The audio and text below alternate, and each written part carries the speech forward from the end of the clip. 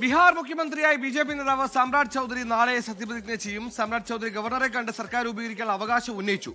പട്നയിൽ നാളെ രാവിലെ 11 മണിക്ക് ചടങ്ങ് നടക്കും. അർജുൻ പീതാംബരൻ ഡൽഹിയിൽ. അർജുൻ, അങ്ങനെ ബീഹാറിൽ അതാദ്യമായി ബിജെപി മുഖ്യമന്ത്രി.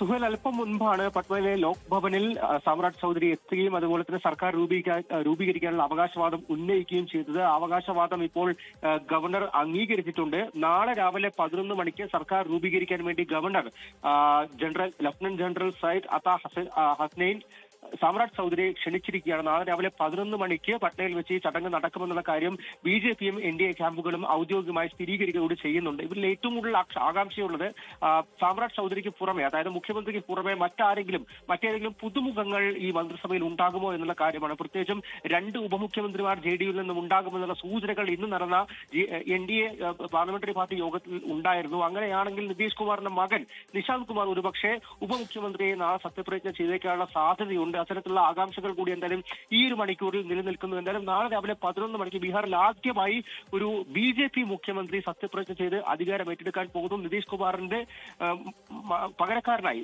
ബീഹാറിൽ ഒരു BJP മുഖ്യമന്ത്രി വരാൻ ഒരുങ്ങുകയാണ്. സുഹൈൽ, എന്തായാലും BJP മുഖ്യമന്ത്രി ബീഹാറിൽ അധികാരമേൽക്കും നാളെ.